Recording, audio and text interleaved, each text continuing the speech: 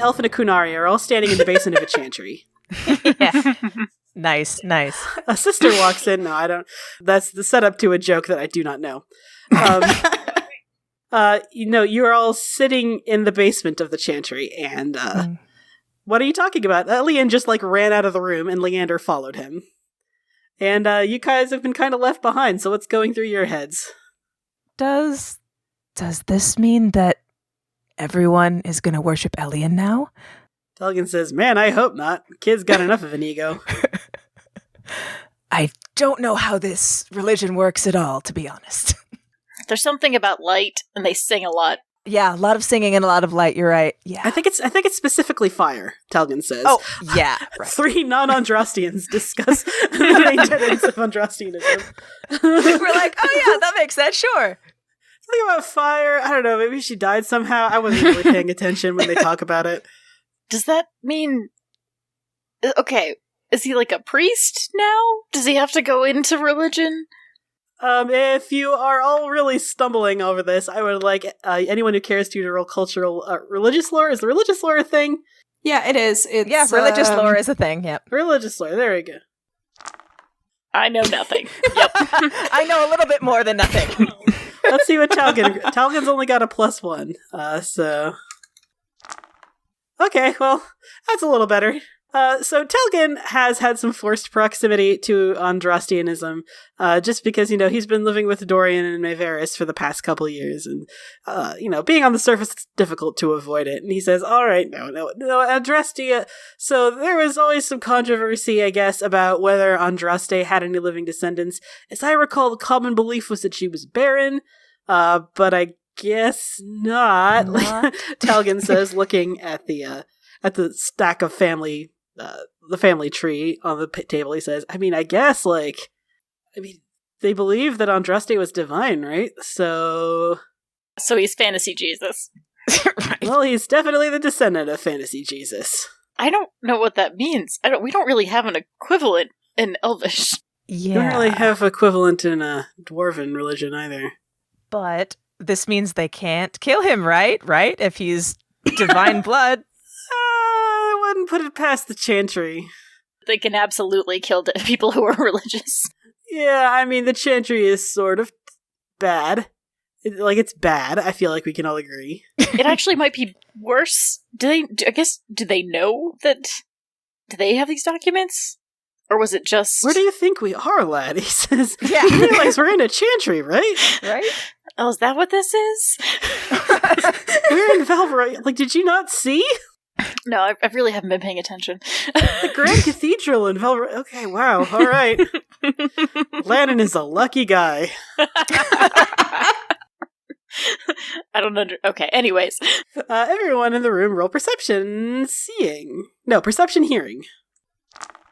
So as you are all talking, none of you really know what this means. Yeah. None of you are Andrastian. None of you are really, putting together what this means. So as you are all talking, it's so does this mean Elyan's a god or something? As you are all discussing that, you, Cassandra, hear the sound of stone sliding on stone. And then you hear a hesitant, a rustle of fabric from somewhere in the corner of the room. Guys, I don't think we're alone. And Talgan's not listening. He's like, so hang on. According to your brother, Sabre, right? He found the ashes of Andraste, right? That's how the story goes? I guess so. We haven't really talked a lot about it, but... Didn't they, cure somebody?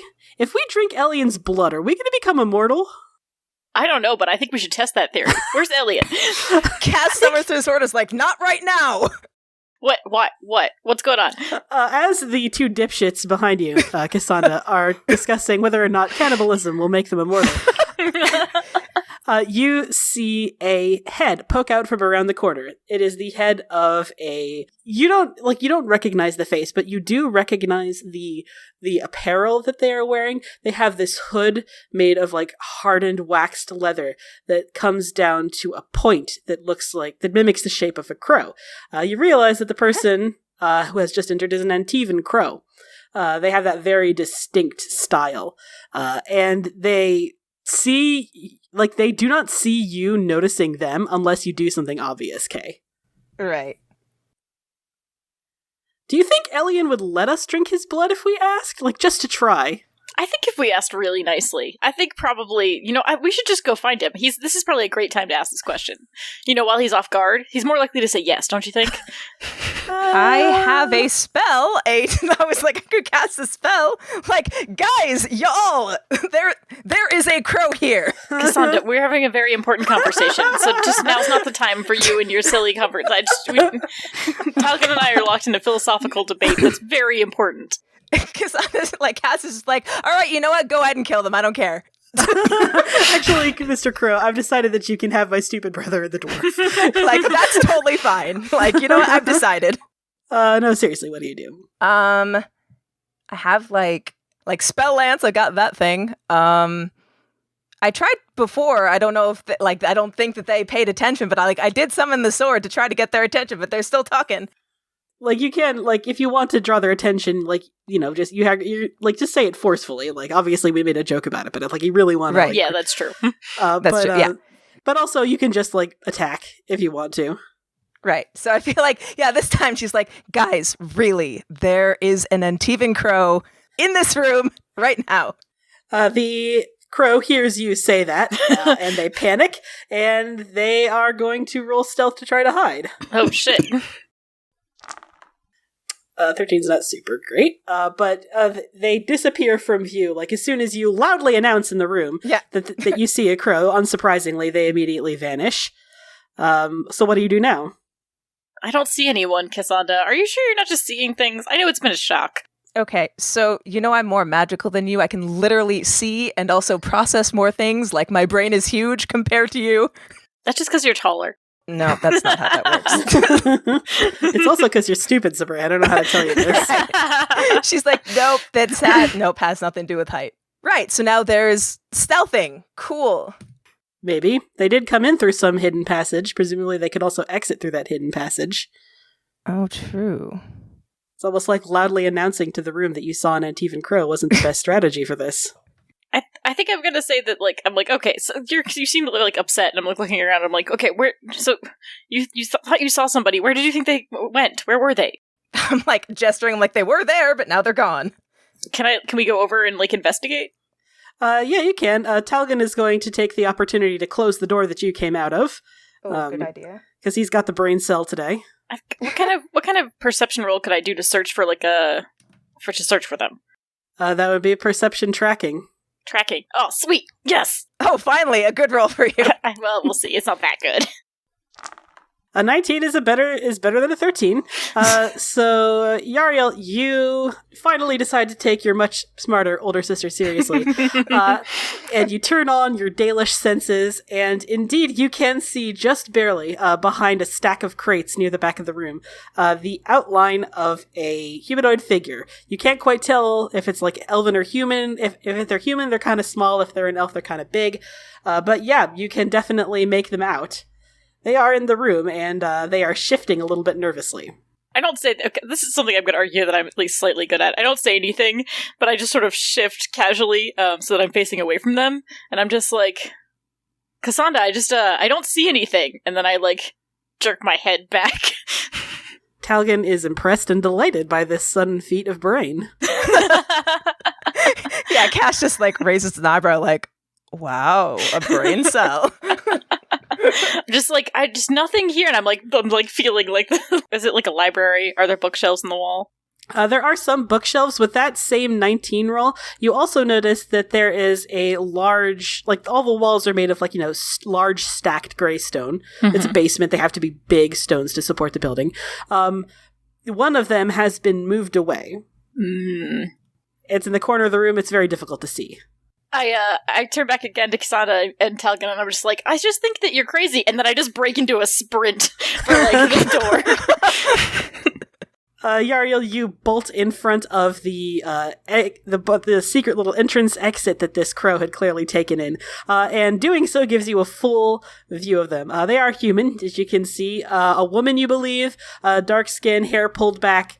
She's got the hood on, the really distinct crow hood that the crows wear. So, and I don't know if you remember this, but Cassandra, you probably remember this. You remember in the note that Lavinius Ego gave you, they mentioned that it was a crow that they sent to Orlais to get this information. So I go to block the door, and I see the person. Can I make a note to try to, like, grab them and, like, throw them into the center of the room? Or can I make a roll to do that? We'd have to roll initiative, but we could certainly do that. Okay. So Talgan is up first in the order, but you do have a surprise round, Sabri. What do you want to do with it? Like, give me a major action or something that you want to use. Is there, like, a tackle? Like, I'm trying to, like, make sure this person can't, like, get away or do anything that's, like, shifty and, like, you know. I mean, we have that stunt master list. Disarm sounds good. I don't, like, it was an initiative roll, so it's not really a stunt point. So I guess, do I need to roll, like, an attack? I mean, for this particular, like, I do not care to get familiar enough with this system to know if you can use stunt points in an initiative roll. I don't care. You rolled a really good initiative roll. You have 4 stunt points. So, okay. And you have a surprise round, so I'm just going to say, if nothing else, house rule, sure, you can use 4 stunt points. Okay, then, yes. I would like to disarm the crow. Okay, you attempt to disarm a target with your melee attack. You and your opponent, which in this case is like a tackle, you and your opponent must make an opposed attack roll. These attack rolls do not generate stun points. If you win the test, you knock your enemy's weapon 1d6 plus strength yards in a direction that you nominate. Okay, so the crow's attack roll would normally be 1d6 plus 4. Yay! Okay, so Ray, you tackle the crow to the ground. Their weapon, a small dagger, goes skittering several feet away from them, and you successfully disarm them and are now sitting on top of them. Excellent. Talgan is next up in the initiative order, and he's just kind of watching this amused. He uses his minor action to move a little bit closer to you. He says, "You need any help there, buddy?" No, I think I've got this, I say, struggling. What you got there, Yariel? A knife! It looks like a person, Cassandra. Are you blind? I don't know. You didn't see her before. Okay, that's enough. Can I, like, try to, like, haul her to her feet? Yeah, sure. If you're making the decision to not kill her. Yeah. No, I want to, like, interrogate her, because I have not personally, me and also Yariel has not put together, like, what she is. Well, I know what she is, because you literally just said it, but... I literally said she's a crow. Yes, yeah. Sorry. Yeah. They have a very distinctive hood, and, like, it's kind of difficult to miss. So you haul this young woman to her feet. She grits her teeth for a moment, but then flashes you a dazzling smile. I look confused. I was like, I think you're barking up the wrong tree there, lady. Would you care to explain what you're doing here? Is it not obvious, my friend? It is not. He's an idiot. She says, I can't imagine it's a coincidence that we're both in the same secret underground room for different reasons. I'm looking blankly around at Talgan and Cassandra, like, what? I just mouth, like, Elyan at him, like, are you an idiot? Like, the whole reason you came down here, you can't remember? Yeah. You're really into reading? Says, not the sharpest tool in the shed, I see. She says, oh, well, very well. If you're pressed for time, then I am obliged. She says, what is it you want to know? Who sent you? The Black Divine. I didn't expect. I was like, I'm looking around at Cassandra and Talgan, like, is that likely to be true? That is literally what it said in the creep's letter. Yes, Yariel. I just didn't. Are you sure you're with the Black Divine? I feel like you wouldn't give up that information so easily. She says, I was hired by the Black Divine, but I was not hired to be silent if something like this should happen. Suppose that's reasonable. She says, I am an Antivan Crow. My loyalty does not lie with the Black Divine, it lies to the crows.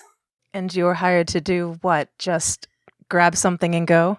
Yes, to break into this room, to gather anything I could on a man named Elyan Bayard, and then return to Minrathis with what I found, killing anyone who tried to stop me, of course. Why now? Because now is when I was hired. Yeah, that's fair. This interrogation is going great. I love it. It's a reasonable response, yeah.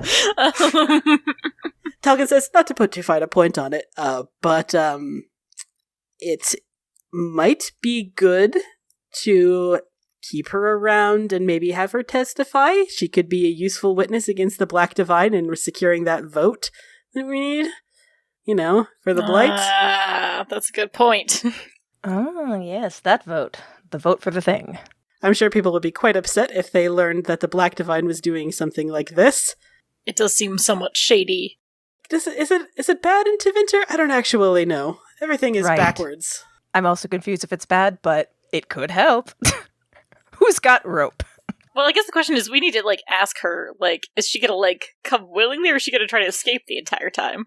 She says, "Oh, I will try to escape the entire time." Yeah, I was like, that's not what you were expecting.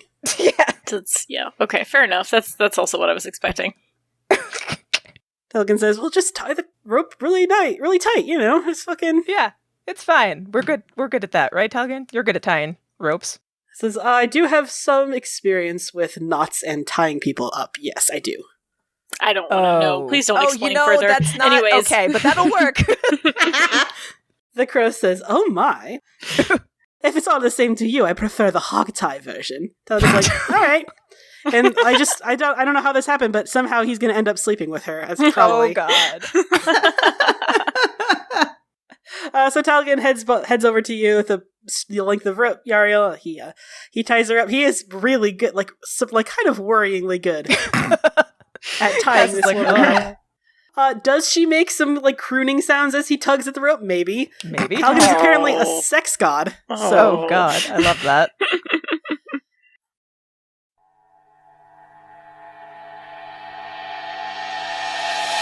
So Elyan, the floor is thick enough and you're far enough away from the stairs that you have not heard anything. Yeah, it doesn't surprise me. How long has it been before Elyan finds the right words? He was starting to very, very vaguely calm down at the end of last session. So I think it only takes about 10, 15 minutes for him to kind of come out of his panic attack mode. And Leander is there, present with you the whole time. He's got a hand on your back. He's doing everything he can to calm you down. He has some experience with panic attacks, he knows what works. And as your breath starts to calm, he says, "Feeling any better, buddy?" A little bit. Good. I'm glad. You want to talk about it a little bit more? I don't know how. Everything's just... There's no way my family could have known, is there? Just not told me something this important? He says, I don't know your family. I mean, I guess, how far are they from Valrayo? And Sahrnia is on the other side of the Waking Sea, but that said, the Waking Sea is not super wide. You could get there in half a day. I mean, not terribly far. He says, we could, if we have time, we could, stop by. I can't imagine anything interesting has happened in the interim while we've been sitting up here talking. I guess. God, this is not how I imagined going home, though. Leander is suddenly realizing, oh, I'm about to meet your family, huh? He says, oh God, are your family racist? Am I going to have to deal with that? Oh, shit. Whoops. We'll find a way to make it work. He says, to be clear, it's also fine if you just want me to hide in the carriage while you talk to them. That's also fine. Okay, so I don't mind. It's just that it is a possibility that I am willing to consider. No. No, I wouldn't hide you. I feel like now would be a good time for a certain someone to come up with a certain someone else. But I'm as I'm going up, I'm just staring at these knots. How did he do this? Just yeah, you're leading up the front and Talgan is behind you. He's got a grip on the knots that are fastened, that are keeping her arms behind her back. She says, has anyone ever told you that you have very strong hands? Talgan says, you're not going to be able to seduce your way out of these ropes, She says, will I be able to seduce my way through you with the rope still intact? Oh my God, seriously? Just shuddering from the front. What? How? Talgan says, listen, I can't help it. It's just, these women just fall into me. I can't explain I it. just, bust open the door, and I'm just so I hope you're over-processing this whole, fantasy Jesus thing, because we found something that you should see. So Elyan, Sahrnia and Cassandra and Talgan come up with what looks like an Antivan Crow. You don't need to roll because you have a brain cell. You recognize immediately.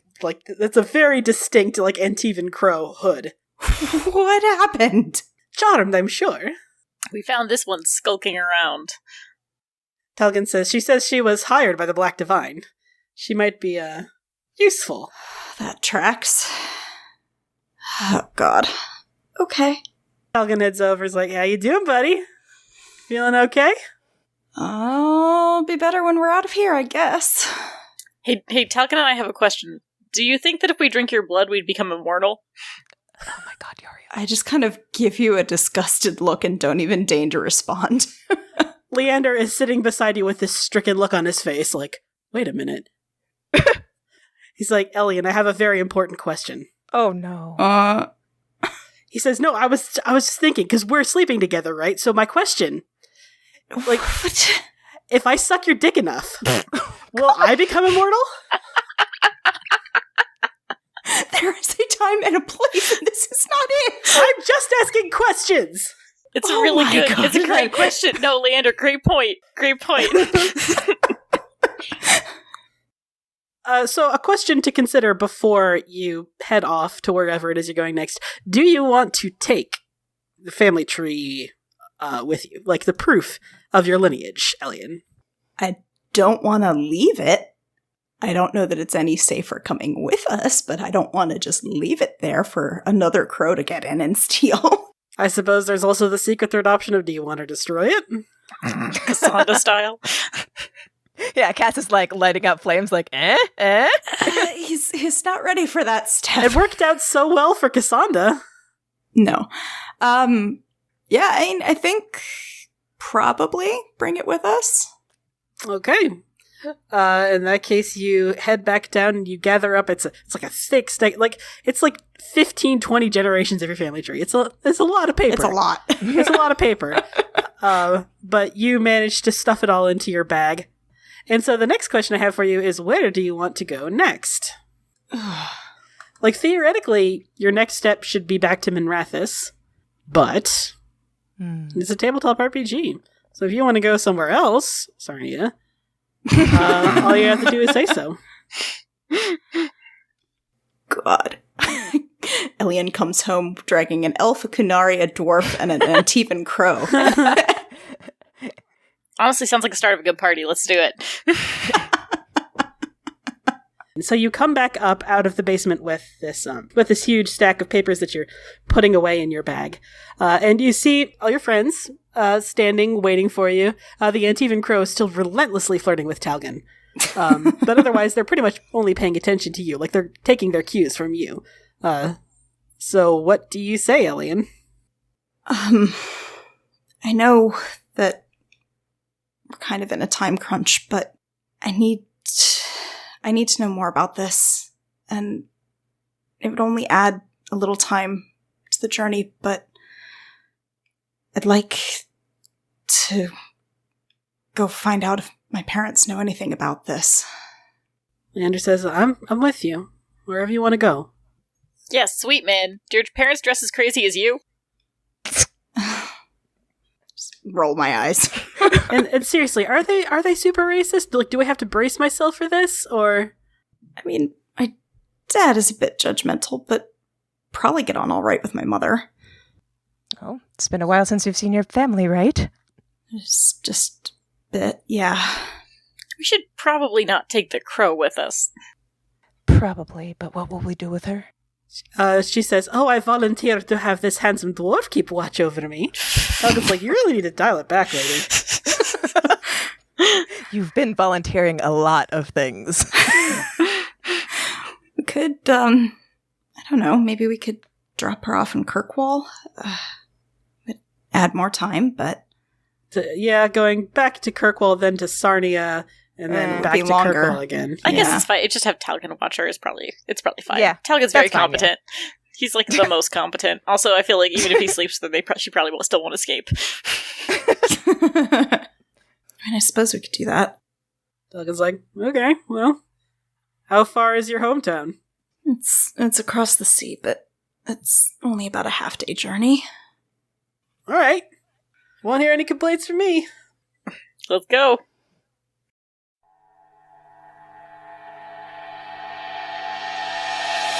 It doesn't take a lot to find a boat. It is not a very long trip across the waking sea. It's like 4 hours to the nearest port of call, which I guess would be Halam Sharal, I guess? Probably Halam Sharal.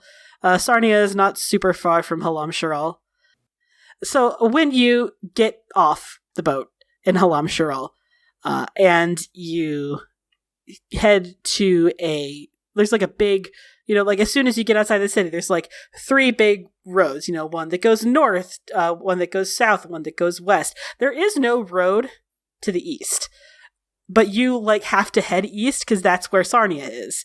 The only thing east is like the mountains, like the Frostback Mountains, this massive mountain range. And you just head off to the east. Like there's not a road. Where are you going? Elyan? This is the way that we have to go. It's Sahrnia. It's not like it's the heights of culture. Seriously? We're going that way? Yeah. That's where my parents are.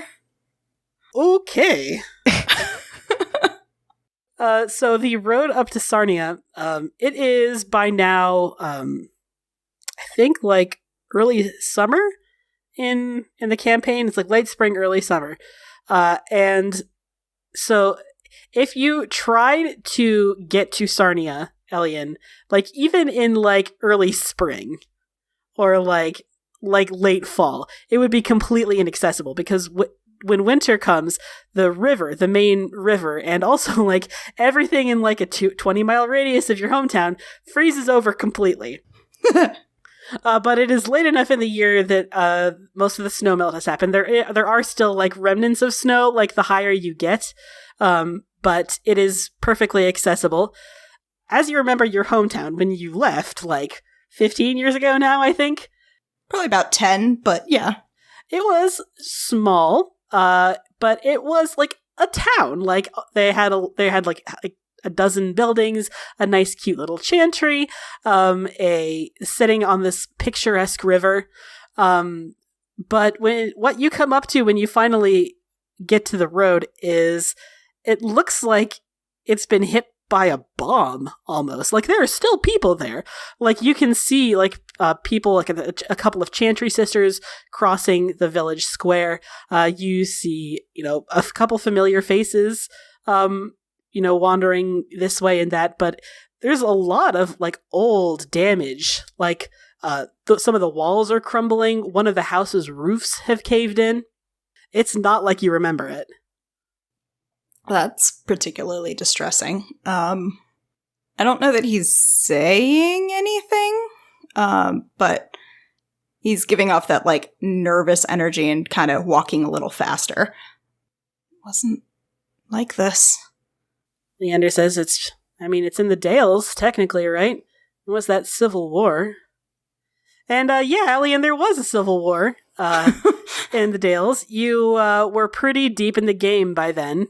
And you never really experienced the Civil War as anything other than like, abstract like war reports that reached Bastien's desk, like third hand, fourth hand.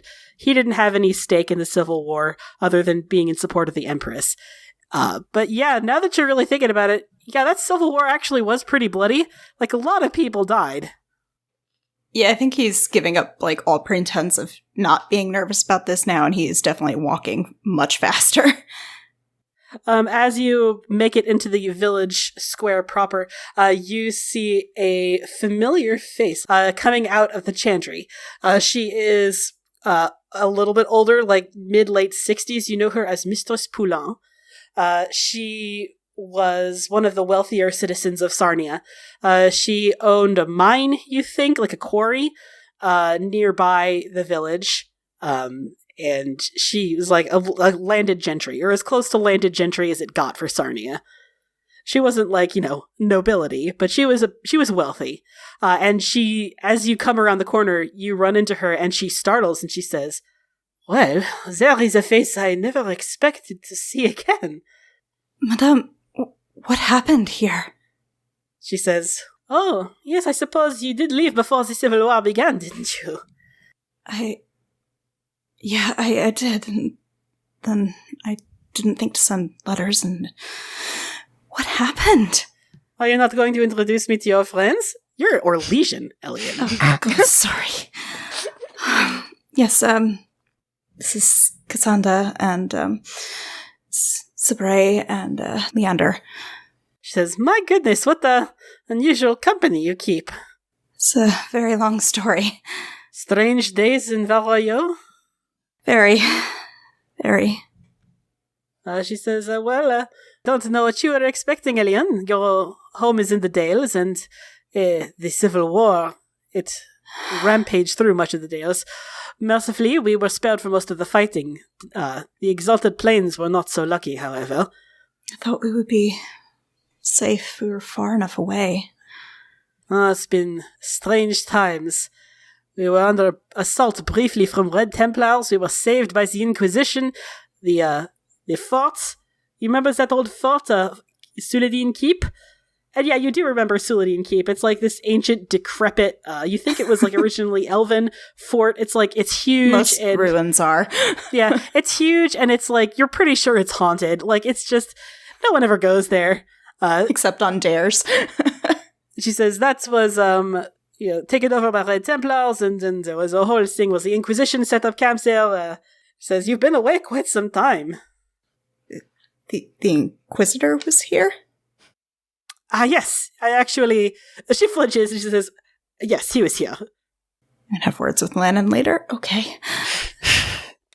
Sorry, I'm just a little overwhelmed. Is my family... Are they okay? She says, you never even wrote to check up on them? She's this is a big Orlesian guilt trip, Like, she, in the absence of your mother to guilt trip you, it has to be like the town elder, right? Like, yeah. Oh, you didn't even write to check up? For shame. I can't just say that I'm wanted.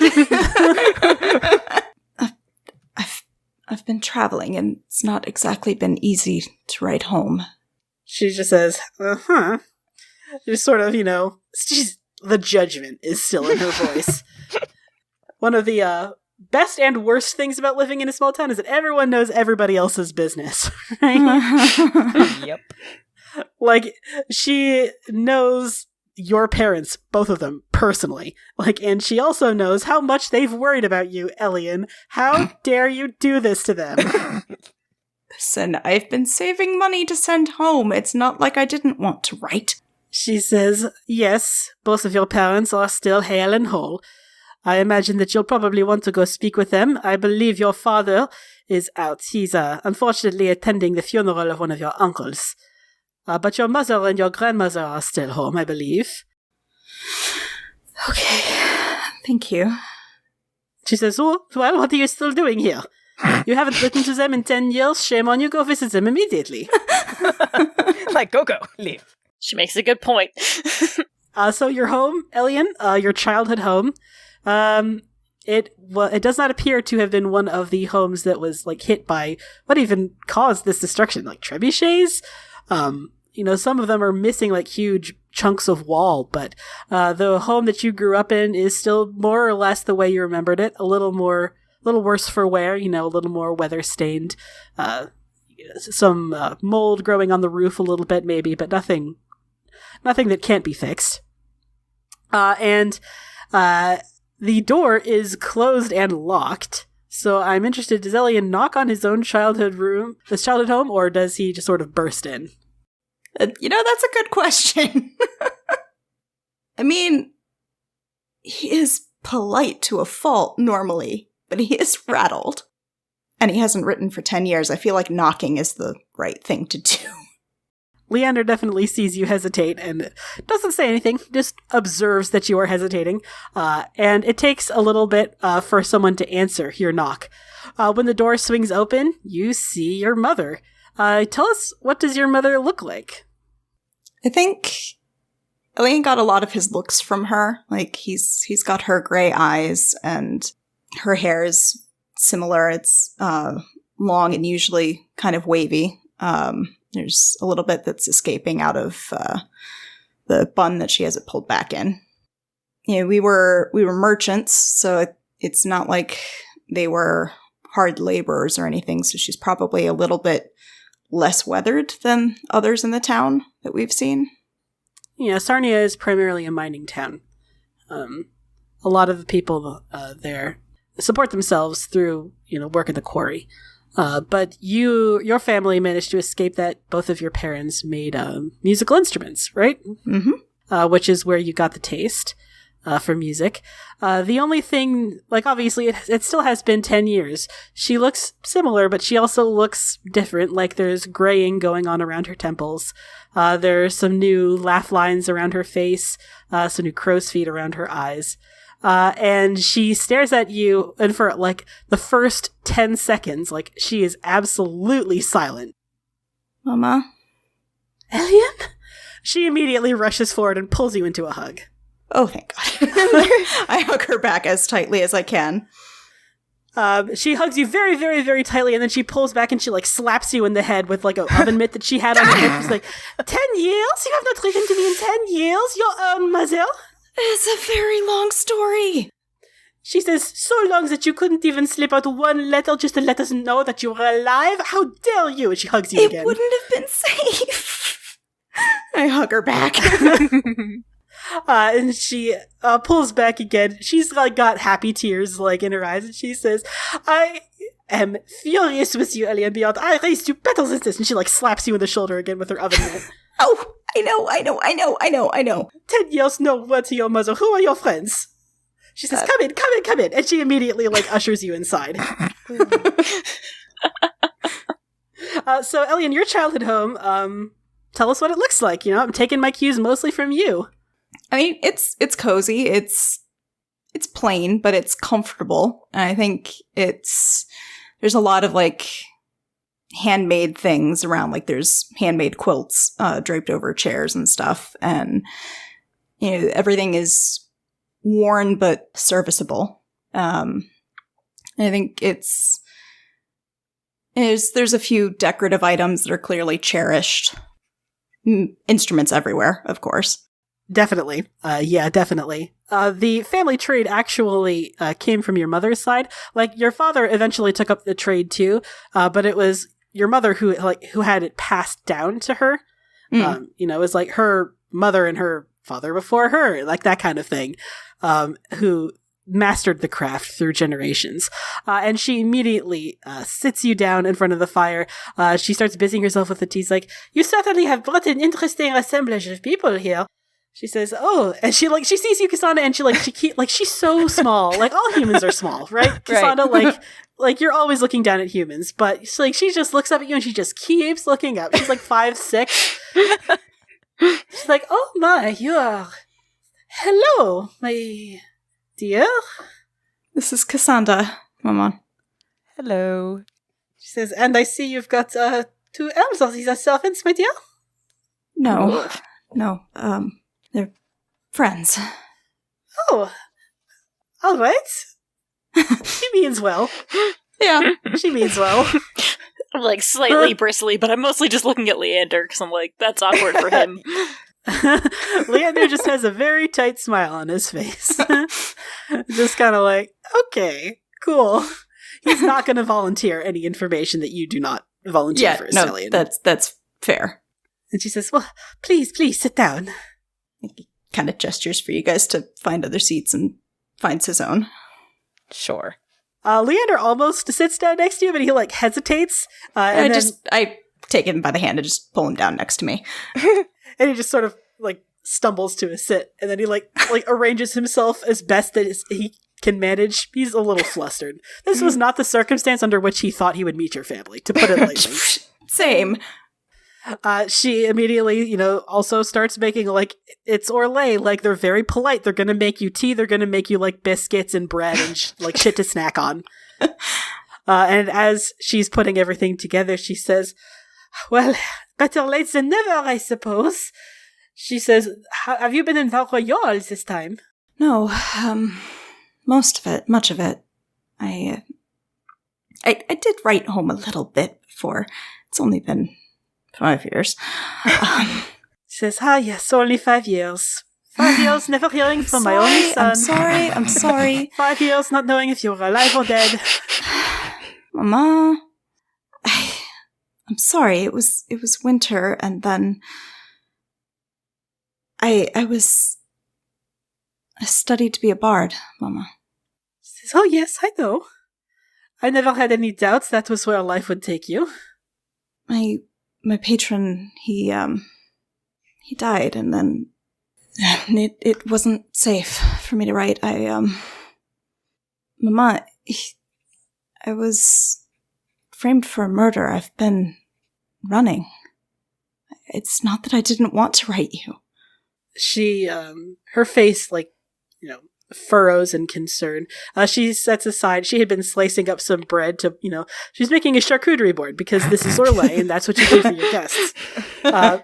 She sets the knife down and she crosses the room and she says, you were framed for murder?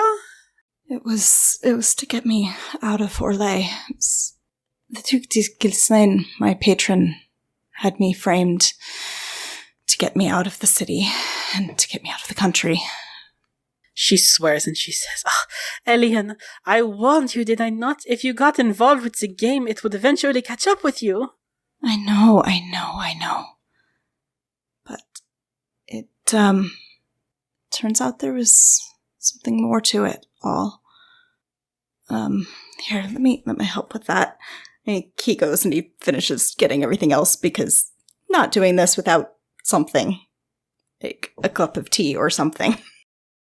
She goes around and serves your friends individually. She starts with you, Sabre. She comes over and she, hands you a little piece, a little plate with some charcuterie on it, which is, you wouldn't even know how to spell I'm charcuterie. just, looking up at this, why is it so small? I don't say that. I just, You just look at it there's no meat in it. What? Where's the deer? I'm assuming there's deer or there's meat, but it's probably just, thinly sliced.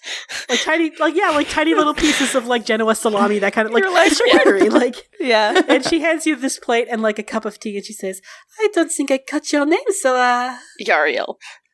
Well, I take the markings on your face to mean you're Dalish, correct? You are correct. I'm kind of surprised you know that. You see, I admit, I have lived most of my life in a small town, but I try to be worldly when I can.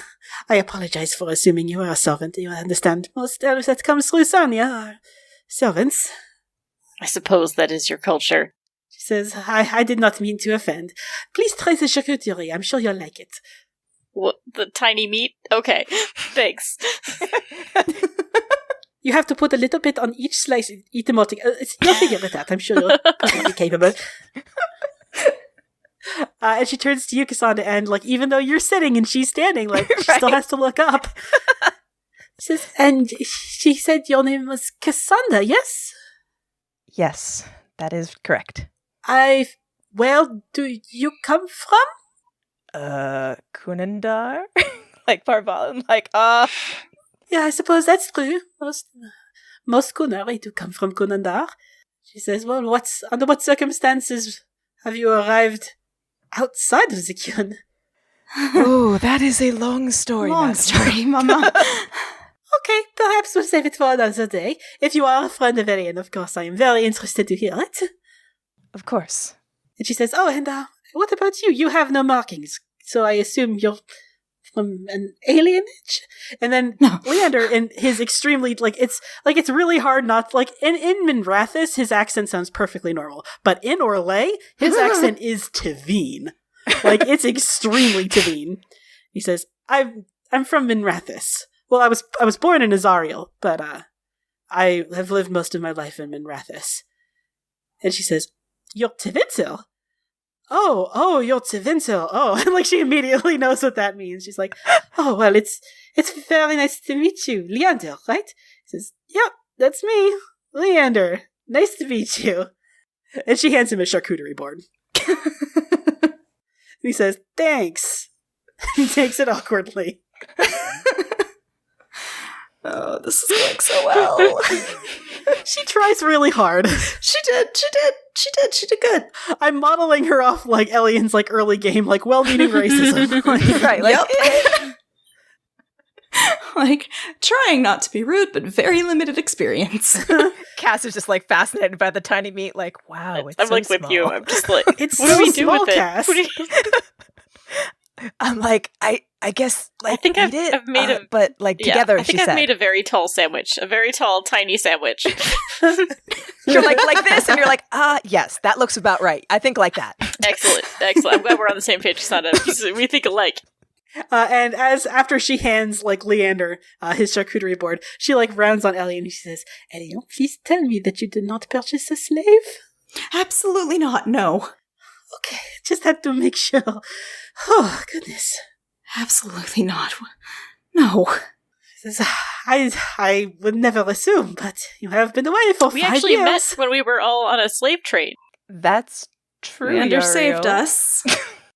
She says, oh, you were captured by slavers. She looks a little lightheaded, like, oh, you never should have gotten involved in the game, Elyan. Yeah, I know. Here, I push a cup of tea into her hands and I pour a little bit of whiskey into it. And she takes a heavy sit on, like, the ottoman, because, like, she's not used to having this many guests, so she has to sit on an ottoman, but it's fine. It works. I'm like looking at Elyan and at his mother and back at Elyan, like, are you gonna do the thing? I don't say it out loud. I'm just like looking pointedly back at the two of you. It's not super subtle, but you know, it's as subtle as I'm gonna get. Okay. Beginning is good. And so I think he explains a little bit more about what happened and, that, broad strokes. He doesn't say he's been working for a terrorist organization in Manrathis or anything like this. There's a little much to spring on your mother after 10 years away from home. It's only technically a terrorist organization. Like, depends who you talk to, yeah. Yeah. But, that we're working to free slaves, sure, that's totally valid. But we heard that there was some important information about me in the cathedral in Valrayo, and Mama, there's something I have to show you.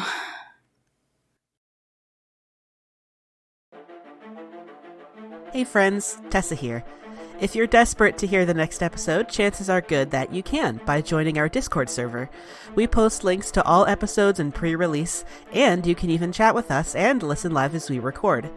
Join us by going to bit.ly/CFCDiscord. For more information on the show, character biographies, and links to social media, head to our website, critfail.club or critfailclub.com. You can follow us on Facebook, Twitter, and Tumblr. Crit Fail Club does not advertise at all, so if you like what you hear, tell a friend who might also like it, make a post on social media about it, or leave a review on Apple Podcasts. Full episodes are available on our YouTube channel, bit.ly/CFC channel, or wherever you get your podcasts.